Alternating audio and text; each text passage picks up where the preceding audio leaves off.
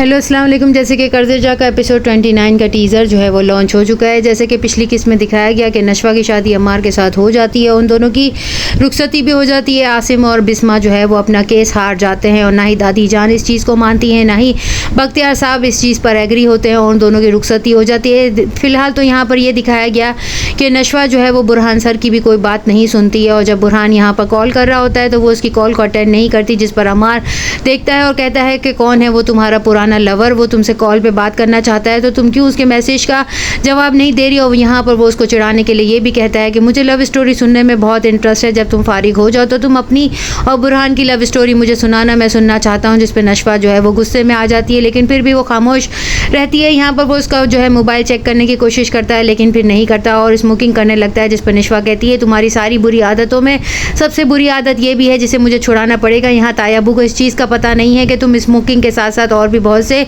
नशे करते हो। बुरहान जो है वो अपने आप को कमरे में बंद कर लेता है जब आसिम साहब उसको आकर कहते हैं, जिस पर वो कहता है वो लड़की धोखेबाज है, चीटर है, वो मेरे दिल का तमाम हाल जानती थी। तो वो कहते हैं कि क्या उसने तुम्हारे साथ कोई कमिटमेंट किया था, जिस पर बुरहान कहता है कमिटमेंट नहीं किया था, लेकिन वो मुनकिर भी नहीं हो सकती है, मैं जो है बहुत ज़्यादा जो है उसकी वजह से जो है अपसेट फील कर रहा हूँ। यहाँ पर आसिम जो है वो उसको तसल्ली देते हैं। वो बिस्मा को जो अपने दिल की बात करते हुए कहता है कि आपकी बेटी जो है वो बहुत धोखेबाज है, चीटर है, उसने मेरे साथ ये सब कुछ किया, मैं ऐसा तसव्वुर भी नहीं कर सकता था, जिसमें जो है बिस्मा उसको तसल्ली देती है और वो कहता है कि लेकिन मैं उसका शुक्रगुजार हूँ, उसने कि जो है आपका साथ जो है वो मेरे साथ कर दिया और आप एक अच्छी माँ साबित होंगी।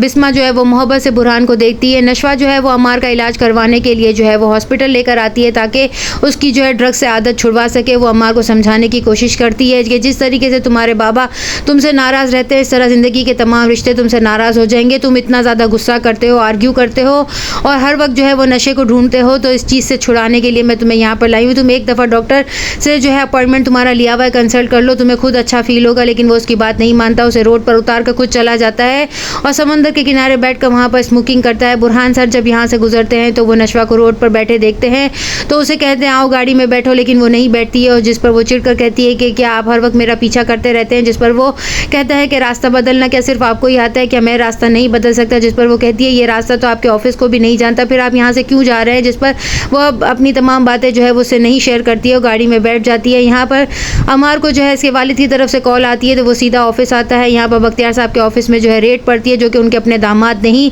की होती है और उसके साथ पुलिस का तमाम अमला भी आया होता है। बख्तियार साहब को जब ये पता चलता है तो वो बहुत ज़्यादा गुस्सा करते हैं मैनेजर को और अम्मार को भी कहते हैं कि बेटा हो तो तुम्हारे जैसा जो कि ऑफिस को संभालता ही नहीं है, जिसकी वजह से देखो ये सब कुछ मुझे फेस करना पड़ रहा है। वाली से कहता है कि ये सब कुछ भी आपकी ढील का नतीजा है, आपने जो है असद को इतना दामाद करके इज्जत दे दी है कि वो आज आपके ऑफिस में ही छापा मारने के लिए आ गया, अब मैं उसे डील करूंगा, आप बीच में नहीं पड़ेंगे। जिस पे बख्तियार साहब अपने मैनेजर को कहता है जाओ उसके पीछे और उसको रोको।